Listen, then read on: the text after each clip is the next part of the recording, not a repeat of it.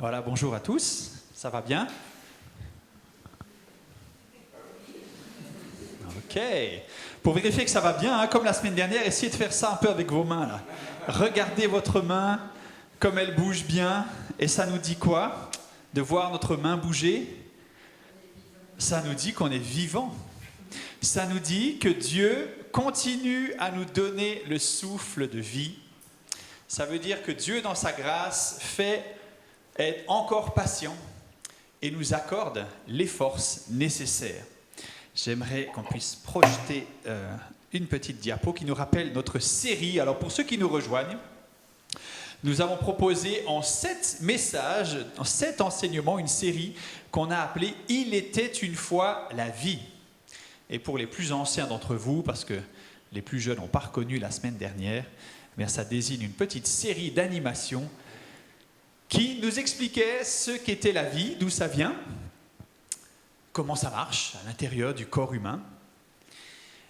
Mais dans notre série, ce n'était pas tellement ça qu'on voulait explorer, mais plutôt, quel est le sens de la vie? Quelle est l'origine? Quel est le but? Quand on regarde à ce que Dieu a prévu pour nous. La semaine dernière, on a vu que Dieu était à l'origine de toute vie. Et cette semaine, on est au deuxième message. C'est la vie qui se transmet. Et quelque part, c'est incroyable, la vie qui peut se transmettre. Il y a des tas de choses qu'on peut transmettre aux générations suivantes, mais la plus impressionnante, c'est la vie. Est-ce que vous connaissez un Mathéo, un Noah ou bien un Liam? Est-ce que vous connaissez une Emma, une Mia ou une Sophia? Qui connaît aucun enfant avec ces 6 prénoms? Ah, c'est bon, mon coup a marché. Ce sont les 6 prénoms les plus donnés en 2023 aux nouveau-nés.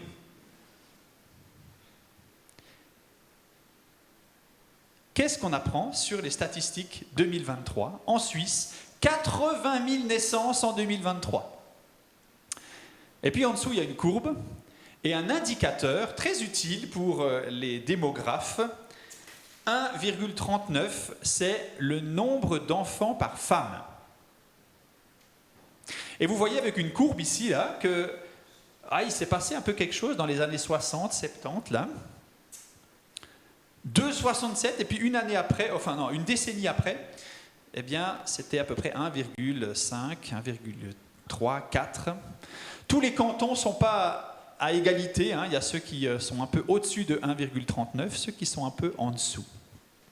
Qu'est-ce que ça nous dit ce 1,39? Alors personne ici a 1,39 enfants, c'est évidemment une moyenne.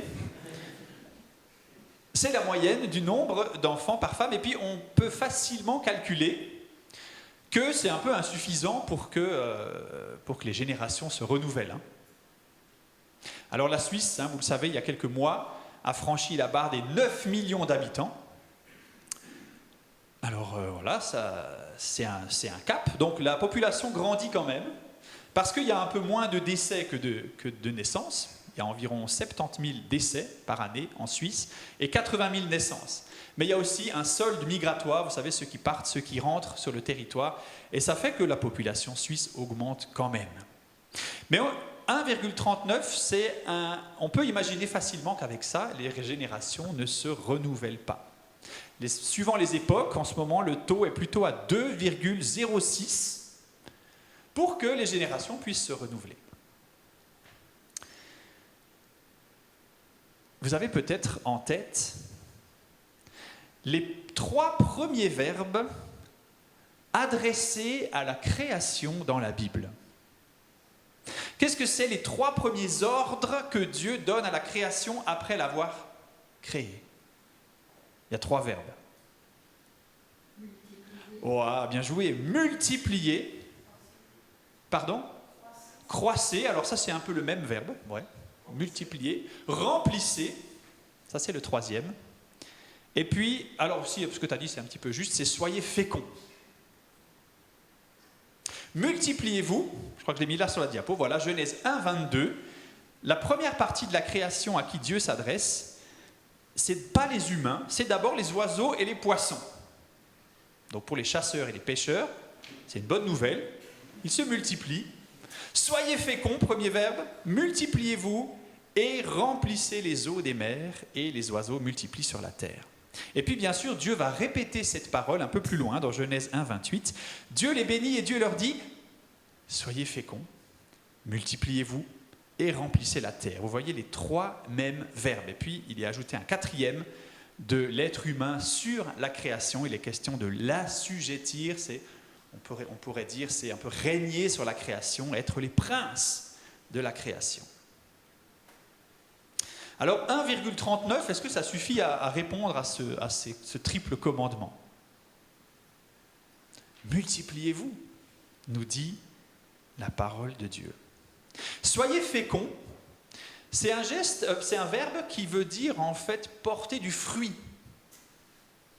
Ah, déjà là, on a un peu les idées qui circulent. Hein. Porter du fruit, ça va peut-être au-delà simplement de se multiplier numériquement, mais la multiplication numérique est incluse dedans. Multipliez-vous, il faut que ça devienne un nombre important. Ça, c'est ce que veut dire le mot.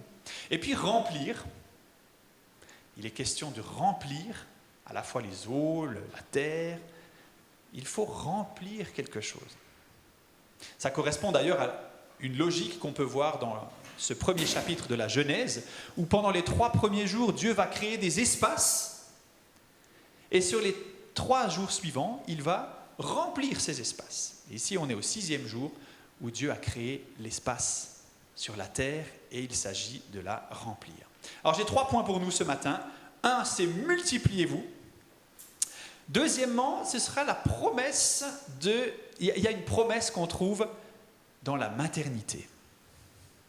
Et puis en 3e point, on verra, on se posera quand même des questions sur la transmission de la vie.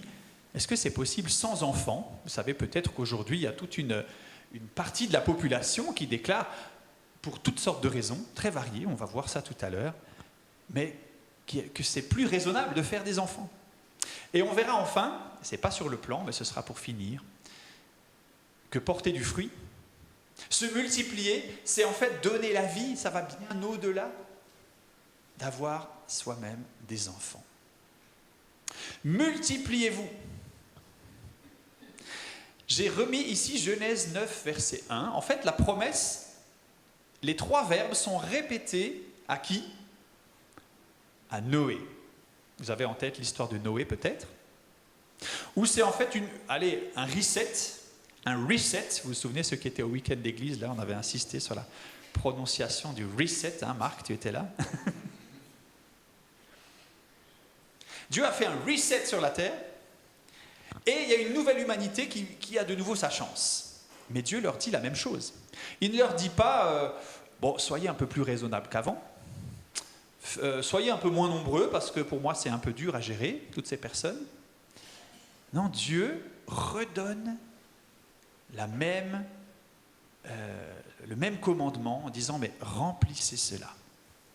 Et c'est quand même extraordinaire de penser que Dieu a créé toutes les choses avec en eux-mêmes la capacité de se reproduire.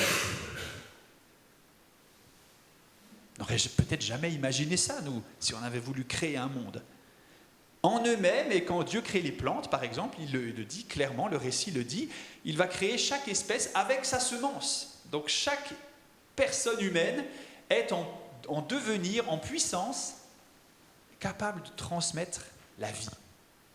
Alors ça, c'est pas pour que Dieu soit un peu tranquille, en se disant, allez, maintenant c'est plus à moi de donner la vie, c'est à vous. On peut imaginer que Dieu continue à faire œuvre de création, c'est ce que nous avons vu la semaine dernière, il continue à nous accorder la vie, c'est pas qu'il est à la retraite.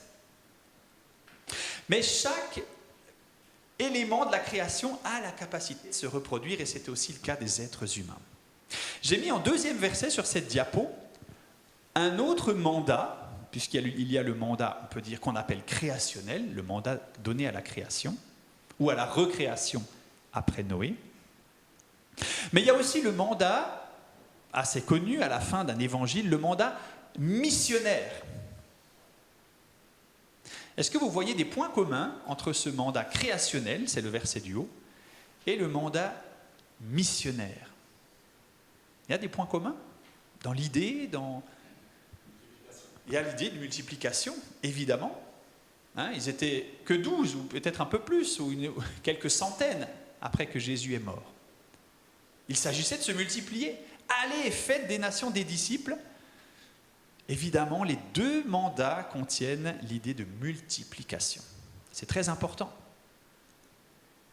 Alors, quel lien on peut faire entre ces deux mandats ?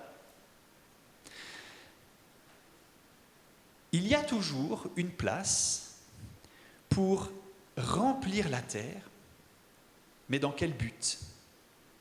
Quand Dieu dit « remplissez la terre », qu'est-ce qu'il cherche ? Il cherche juste à voir une belle planète qui fourmille de 8 milliards d'habitants.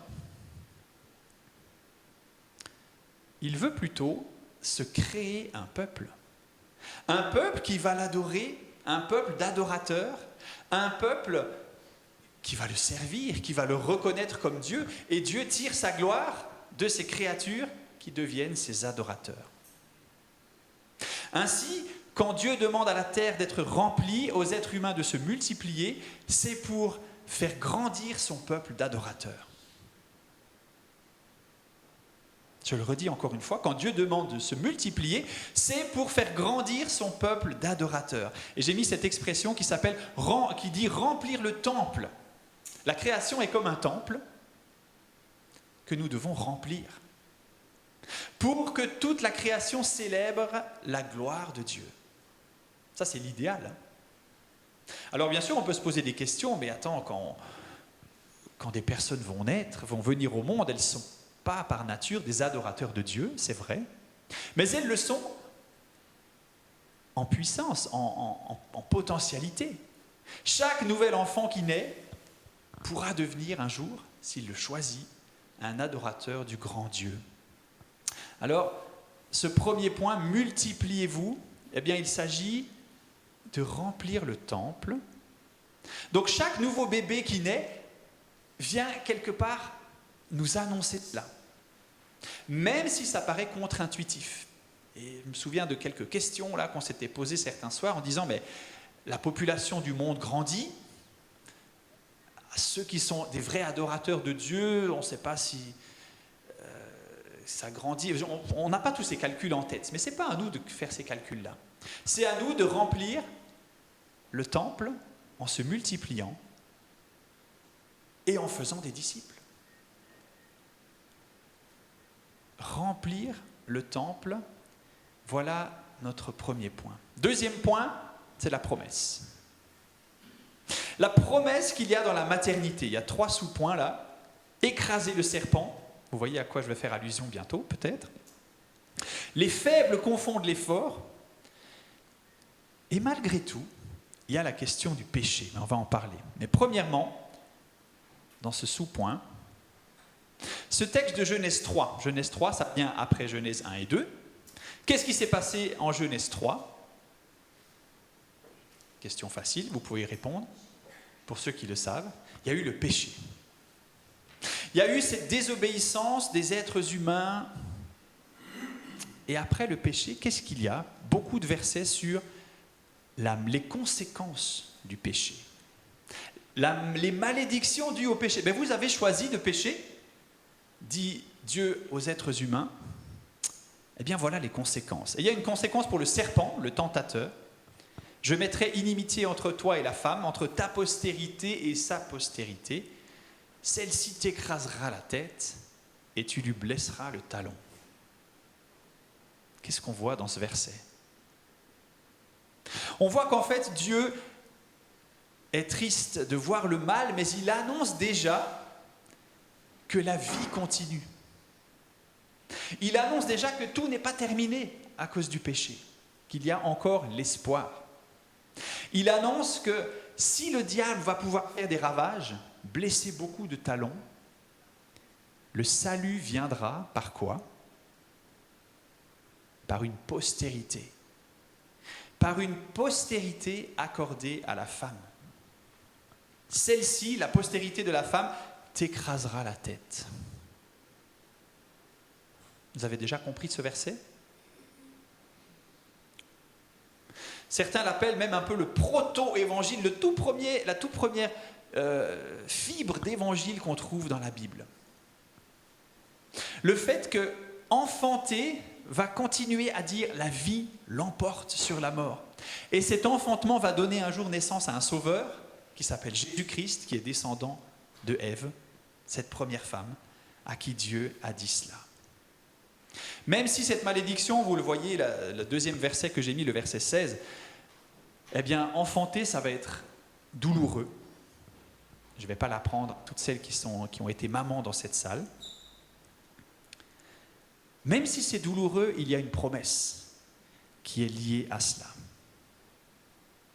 La promesse de la maternité, c'est que la vie continue et qu'il est possible d'espérer. Et c'est très important, on verra que dans le troisième point, c'est un point central dans l'idée de l'engendrement. J'ai encore mis un autre verset, peut-être vous connaissez Shifra et Poua. Qui c'est qui connaît ces deux femmes? Ouais, c'est des sages-femmes, exactement. C'est d'elles dont il est question en Exode 1. On pourrait prendre plusieurs passages, mais j'ai choisi encore celui-là parce qu'il est assez parlant dans le point qui nous préoccupe. L'idée que mettre au monde des enfants, ça accomplit le plan de Dieu. Dieu va se créer un peuple d'adorateurs au travers des descendants de Jacob qui sont en Égypte. Ils sont oppressés, on veut les tuer, on veut les éradiquer. Mais Dieu suscite 2 sages-femmes dont le métier est de mettre au monde des enfants. Les sages-femmes craignirent Dieu et ne firent point ce qu'avait dit le roi d'Égypte. Le roi d'Égypte leur disait, mais laissez mourir ces enfants. Elles laissèrent vivre les enfants. Et grâce à leur travail, il y a eu ce peuple. Il y a eu ces promesses. Il y a eu ce sauveur, Jésus-Christ, duquel est issu ce peuple. Et ces sages-femmes, en quelque sorte, libérait l'action de Dieu pour son peuple et pour ses promesses. Ce serait un thème encore à développer, mais il y a quelque chose de la vie qui continue, c'est ce que j'essaye un peu de vous dire dans ce point-là. À chaque fois qu'un enfant naît, c'est comme si Dieu et sa création disaient au serpent, à l'ennemi, tu vois, la vie continue. Tu vois, tout n'est pas perdu. Et par extension, eh bien, engendrer des enfants, se multiplier, c'est continuer à dire cela à l'adversaire. Les faibles confondent les petits, j'ai mis ici cet extrait du psaume, par la bouche des enfants et de ceux qui sont à la mamelle. Bon, c'est une vieille traduction, là, j'aurais pu faire un peu mieux. De ceux qui sont nourrissons, tu as fondé ta gloire. Dieu choisit les choses faibles, y compris les tout petits. Et quand on fête Noël, on a très bien compris ça. Hein. C'est exactement ce qu'on célèbre. La petitesse, un petit enfant insignifiant que les grands pourraient facilement éliminer. Mais pourtant, dans ce petit enfant, il y a la promesse de la vie. Et dans chaque nouveau petit bébé qui naît, il y a cette promesse de la vie et qu'un jour, on puisse devenir un adorateur du Dieu puissant. Dieu a choisi, 1 Corinthiens 1, les choses folles du monde pour confondre les sages. Dieu a choisi les choses faibles du monde pour confondre les fortes. Imaginez-vous un personnage important aujourd'hui sur la planète, je vous laisse choisir lequel, votre préféré. Imaginez-le maintenant, tout bébé dans les bras de ses parents. Ça change un peu notre vision, on dit mais c'est qu'un bébé, mais on sait ce qu'il est devenu plus tard. Et on voit là que Dieu va pouvoir utiliser le tout faible pour confondre ses adversaires. Dieu a choisi les choses folles du monde pour confondre les sages. Il faut aussi parler, et c'est mon 3e sous-point dans ce 2e point, pour ceux qui suivent, du péché originel. Alors je vais pas beaucoup développer, parce que ce serait un thème théologique assez fort. Mais il faut se rappeler en fait que par un seul homme, le péché est entré dans le monde, et par le péché, la mort. Et la mort s'est étendue sur tous les hommes, parce que tous ont péché. Et ensuite, l'apôtre Paul va continuer dans Romains chapitre 5, à parler un peu du péché et de la vie qu'on reçoit par un autre homme, Jésus-Christ, mais il y a quand même le péché qui se transmet. Est-ce que vous avez déjà réfléchi à... on dit souvent, les chrétiens, on est pécheurs et puis on a besoin... Mais d'où ça vient? Pourquoi vous êtes pécheurs? Qui c'est qui vous a transmis ça? À la maternité, il y a un service là qui passe et puis qui distribue le péché à tous les bébés. C'est compliqué comme question. Beaucoup même ont de la peine avec cette notion en disant « mais moi j'ai rien fait ». Imaginez-vous comme bébé, qu'est-ce que vous avez fait pour être déclaré pécheur? C'est rude. On peut distinguer, les théologiens le font, entre le péché originel originant, ça devient un peu technique, mais c'est-à-dire le péché qu'ont commis nos ancêtres dans le jardin d'Éden, tel qu'il est raconté dans Genèse 3, et le péché originel originé. Bon, ce n'est pas des verbes qu'on utilise tous les jours, mais les théologiens essaient de repérer le lien qu'il y a entre ces deux choses. Et il faut reconnaître qu'en lisant la Bible, c'est ce qu'on trouve, c'est que quand on donne la vie, on transmet aussi comme un virus qui s'appelle le péché. On aimerait bien s'en passer, on aimerait bien dire que tout le monde devient un adorateur de Dieu quand il vient au monde, et pourtant il y a le péché dont nous devons être débarrassés. Pourtant il y a le péché pour lequel Jésus est venu donner lui-même sa vie. Alors souvenons-nous qu'il y a cette promesse dans la maternité, dans la parentalité, de dire oui, la vie continue, mais cette vie, elle est un petit peu entachée. Elle est même très entachée par le péché. Donc, je voulais quand même mentionner ça dans ce deuxième point. Ce serait injuste de dire tout est beau et puis la vie est magnifique. Il y a ce point négatif, mais qui en même temps est une promesse pour ceux qui espèrent dans le salut de Dieu. Alors, troisièmement, on voit que, se multiplier, ça passe par avoir des enfants. Et je me pose la question maintenant, j'ai mis une autre diapo là, voilà, c'est une statistique que j'ai lue il y a quelques semaines. C'est une question qu'on pose à des jeunes couples qui n'ont pas encore d'enfants. Donc si vous avez des enfants, replongez-vous avant que vous ayez des enfants. Si vous n'en avez pas encore, peut-être vous allez vouloir répondre à cette question pour vous-même. Combien d'enfants souhaiteriez-vous? 7% déclarent on n'aimerait pas d'enfants. 2% déclarent on aimerait un enfant. L'écrasante majorité déclare on aimerait 2 enfants. Et puis, un bon quart aimerait 3 enfants ou plus. Est-ce que vous vous souvenez du chiffre moyen du nombre d'enfants que je vous ai montré sur la première diapo? 1,39. Est-ce que vous retrouvez cette moyenne à peu près dans ce graphique-là? La moyenne serait plutôt à 2,3. En fait, c'est une donnée statistique qui se vérifie dans la plupart des pays du monde. C'est que les gens ont moins d'enfants que ce qu'ils souhaitent. Dans beaucoup de pays, les gens ont moins d'enfants que ce qu'ils souhaitent. Alors, de quoi ça vient? J'ai fait 3 chapitres. Évidemment, le 3e sera le plus intéressant pour moi, parce que ça va nous donner confiance en Dieu. Mais le premier chapitre, c'est, si on est sans enfants, c'est qu'il peut y avoir des questions d'infertilité. À l'opposé, la fertilité. Et nous savons, c'est à peu près 7% des couples qui sont touchés par l'infertilité. Alors, on ne va pas développer ici ce qu'on pourrait développer dans d'autres lieux. On l'a d'ailleurs fait, j'ai retrouvé un message que j'ai donné en 2017 sur les enjeux liés à la fertilité ou l'infertilité. Mais maintenant, je ne vais pas quand même vous demander qui s'en souvient. Ce serait un peu prétentieux de ma part. Mais évidemment, on a aujourd'hui des outils technologiques qui permettent d'aider à la fertilité, avec quelques questions qui se posent aussi. Mais il existe cela, il existe des possibilités d'adoption pour quand même devenir parent, si on est en capacité de le devenir. Et puis l'infertilité, en fait, ça désigne aussi ceux qui ne sont pas en couple, tout simplement, qui ne peuvent pas avoir d'enfants parce qu'ils ne sont pas en couple. Et là, c'est aussi une question qui ne doit pas être évacuée comme cela, mais chaque personne continue à être une vraie personne, même s'il y a l'infertilité, évidemment.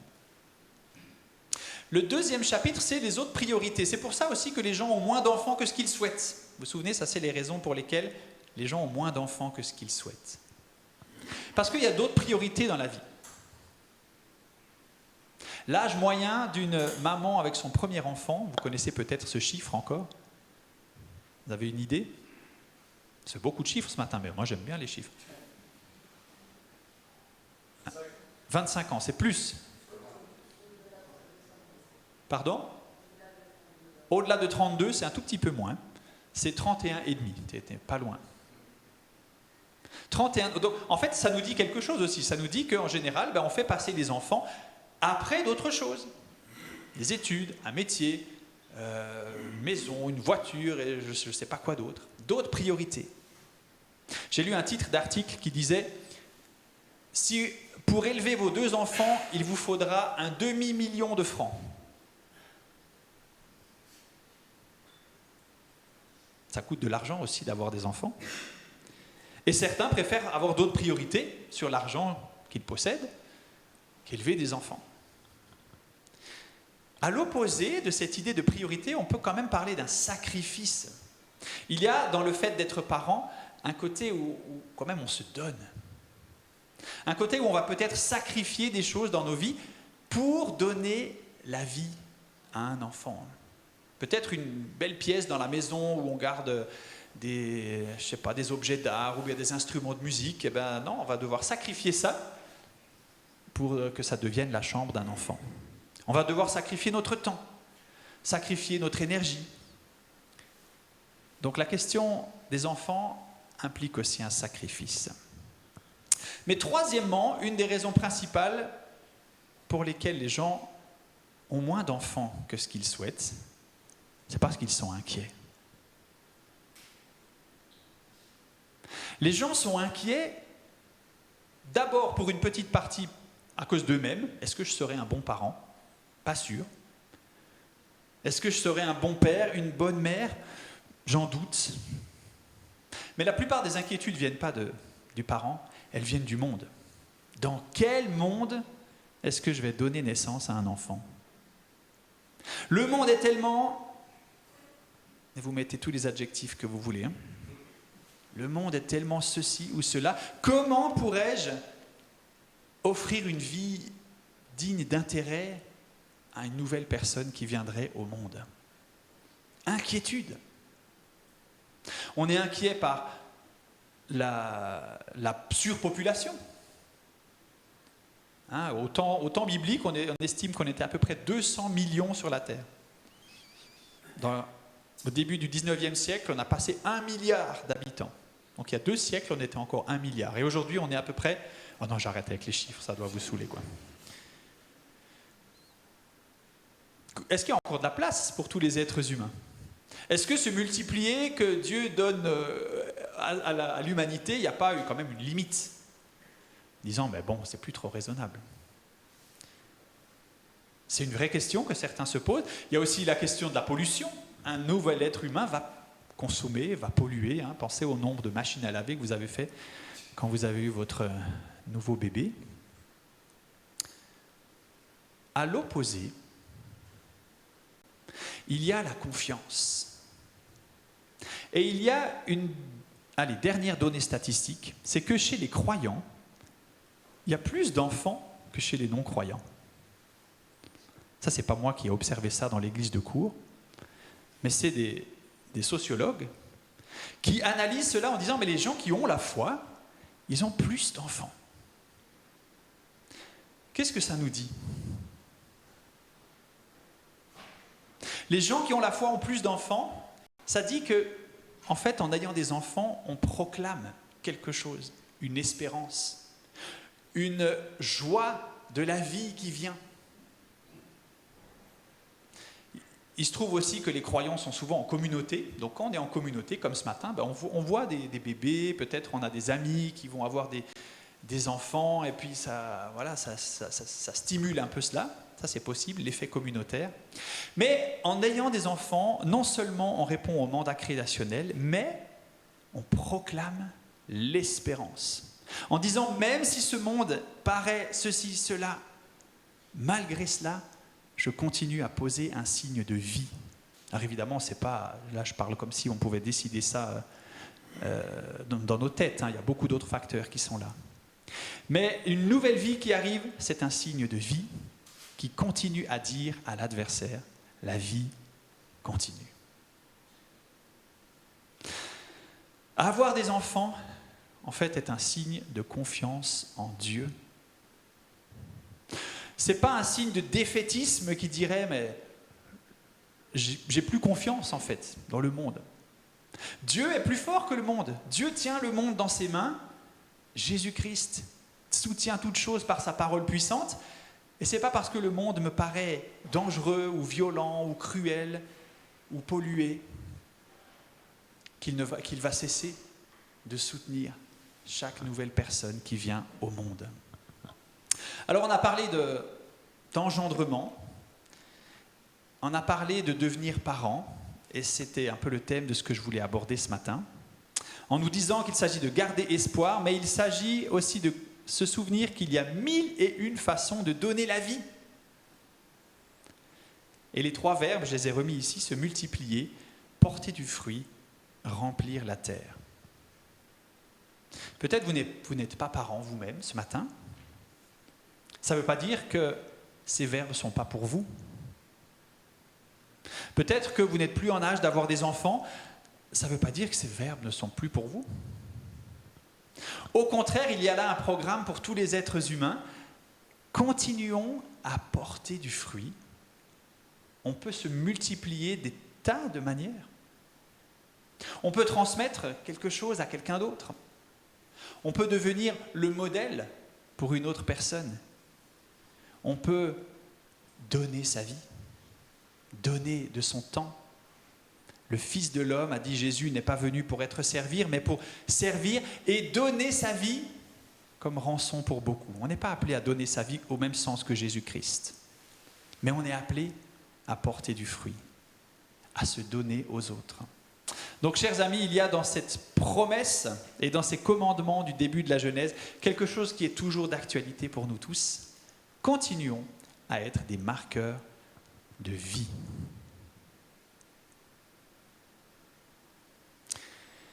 Est-ce que vous vous souvenez comment on dit la vie en grec? Je vous ai dit ça la semaine dernière. Ah ouais, Zoé, bravo. Zoé, c'est la vie. J'ai une petite chanson à vous proposer pour terminer ce message. Et le refrain dit, quand on respecte Zoé, eh bien, il faut en prendre soin. Je ne sais plus, je verrai tout à l'heure les paroles. Mais il est question de Zoé. Merci, j'ai 2 musiciens qui vont m'accompagner. Zoé, c'est la vie. Et on a besoin de la multiplier, de la faire fructifier, cette vie. Alors je vais prier, puis ensuite simplement nous donner cette chanson qui nous dit en fait toutes les manières qu'il y a de donner la vie, au-delà de devenir parent. Merci Seigneur pour la vie que tu donnes. Merci Seigneur pour la vie que tu as donnée en Jésus-Christ, promesse de notre salut. Merci pour la vie que tu continues à donner au travers des générations qui se renouvellent. Au travers de chaque nouveau-né qui vient au monde, eh bien, tu crées un nouvel adorateur potentiel. Seigneur, accorde-nous à nous aussi de vouloir être de ceux qui multiplient, qui portent du fruit, qui remplissent la création de ta gloire, qui remplissent ce temple de la connaissance de ton nom. Nous t'en prions au nom de Jésus-Christ, le chemin, la vérité et la vie. Amen.